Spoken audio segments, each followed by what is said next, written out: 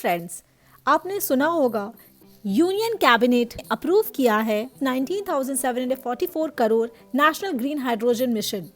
इन सारे सवालों का जवाब जानने के लिए हम पहले समझेंगे what are the different hydrogen, what is national green hydrogen mission, green hydrogen को प्रोड्यूस करने में क्या डिफिकल्टी होती है and what are the benefits and challenges for our country India. इन सब चीज़ों को समझने के लिए हम पहले देखेंगे एक video. About 95% of the global hydrogen production relies on fossil fuels. The shift from the renewable energy sources is essential to the energy transition and a key factor to producing green hydrogen. Powered 100% by the renewables, primarily from the wind and solar power, the process of electrolysis splits the water molecule to create green hydrogen and oxygen.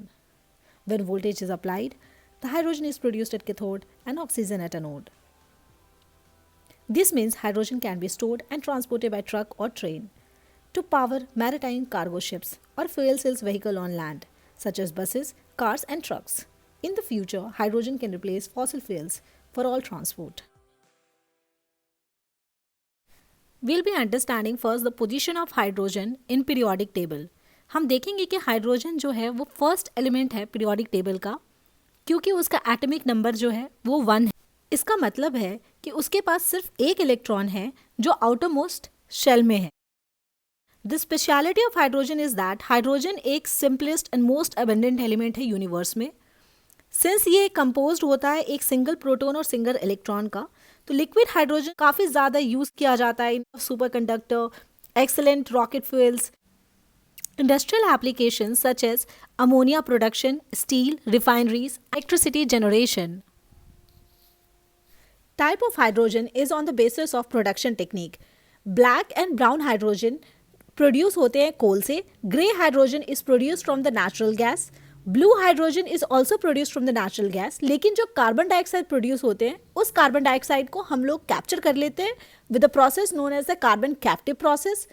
In case of the green hydrogen, the hydrogen is produced from the electrolysis of water. You must be thinking what is electrolysis. इसमें क्या होता है कि सबसे पहले हम एक renewable source of energy लेते हैं, that is from the solar and wind, and through this renewable source of electricity, this electricity is supplied to the water. Now you have a cathode and anode, and the process goes on as we have seen in the video, and then the hydrogen is produced. This hydrogen which is produced from the renewable source of energy through the electrolysis of water, that is called the green hydrogen. I hope you have understood this thing, how the green hydrogen is produced. Globally, green hydrogen production less than 1% है as compared to overall production of different type of hydrogen. ऐसा क्यों है? Because if we see the cost of production for 1 kg, black hydrogen का cost होता है $0.9 से लेके 1.5 तक. Subsequently, grey hydrogen, blue hydrogen, when we see the green hydrogen का cost, it's around $3.5 to $5.5. आपको पता ही है कि this dollar rate जो रुपी के कंपैरिजन में है, it's varies.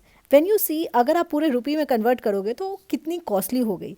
That's why overall जो ग्रीन हाइड्रोजन का प्रोडक्शन है वो काफ़ी कम है and it's less than 1%. Moving to National Green Hydrogen Mission. National Green Hydrogen Mission के 2 अम्ब्रेला सब मिशन है. One is SITE and second is Pilot Project. SITE stand for Strategic Intervention for Green Hydrogen Transition Program. ये provide करेगा fund to the domestic manufacturing so that electrolyzer के through हमारा green hydrogen का production हो सके. सो ये क्या fund provide कर रहा है? ये फंड प्रोवाइड कर रहा है डोमेस्टिक मैन्युफैक्चरिंग ऑफ इलेक्ट्रोलाइजर्स को. सेकेंड है हमारा पायलट प्रोजेक्ट्स, उनको सपोर्ट करना. सो the second help in the support of pilot project in emerging end sector and production pathway.